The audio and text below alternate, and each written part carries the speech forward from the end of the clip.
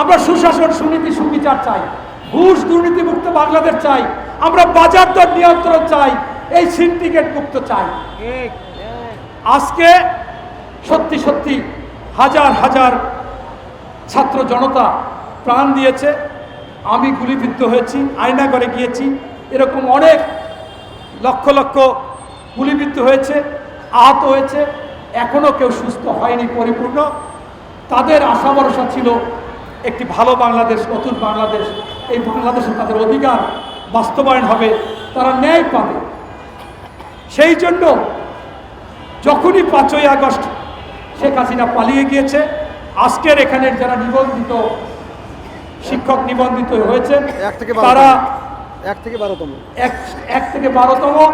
তারা যখন আগে চাকরি পায়নি তখন তারা আনন্দিত হয়েছে, এখন একটা নতুন বাংলাদেশ পেয়েছি, এই বাংলাদেশে আমরা নিয়োগ পাবো, আমরা একদিন হলেও আমি শিক্ষকতা করব, আমি একজন শিক্ষক, এই কথাটা আমার ছেলে মেয়ে আত্মীয় স্বজন জানবে। আমি এই শিক্ষকতা করতে পারিনি, আশা ভরসা করে টাকা পয়সা খরচ করেছি, অনেক জায়গায় বিয়ে করতে পারিনি, অনেক জায়গায় বিয়ে করেছি, সন্তান হয়েছে, তাকে ভালোভাবে লালন পালন করতে পারিনি, হয়তোবা এই সরকারের পর আমরা এটা করতে পারবো। সেই জন্য তারা প্রথমেই বাংলাদেশের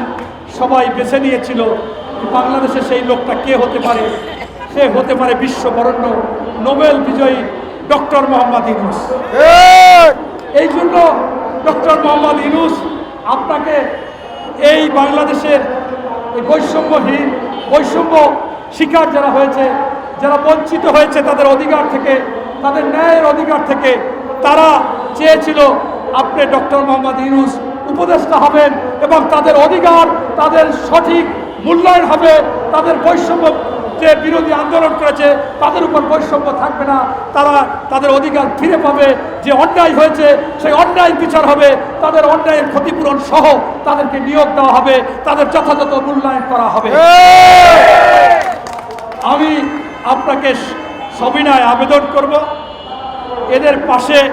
আমাদের বিএনপির স্থায়ী কমিটির মেম্বার সালাউদ্দিন আহমেদ সাহেব এসে বলেছেন যে আপনাদের অধিকার ন্যায্য বলেছি, কিন্তু সব কিছুর ঊর্ধ্বে আইন টাইন কিছুই না। উপদেষ্টা যদি চায় যে আমি এইটা করব তাহলে আপনি করতে পারেন। আবার এই ডাক্তার দীপুমণি এবং এই হাসিনা যে বলতো এই কোট সেই কোট আমার পেটিকোট নিজে অহংকার করে বলতো, সেই শেখ হাসিনা যা করেছে, এদের উপর বৈষম্য করেছে, অন্যায় করেছে, তার ওই শিক্ষামন্ত্রী সহ সংশ্লিষ্ট তার পিএস এপিএস যারা তাদের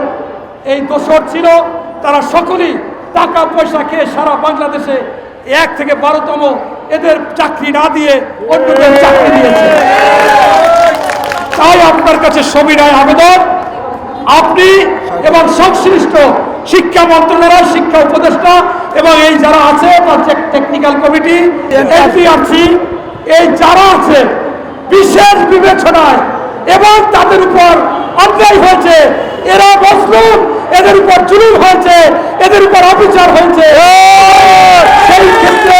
বিশেষ বিবেচনায় তাদের যারা যারা চাকরি করতে চায়, 10,000-এর মধ্যে অনেকে মরেও গেছে আশা করে, অনেকে হয়তোবা অন্য পেশায় চলে গেছে, অন্য জায়গায় কাজকাম করেছে, হয়তোবা তারা শেষ পর্যন্ত আশা নিয়ে এখনো বেঁচে আছে, 3 থেকে 4,000 হতে পারে। তাদেরকে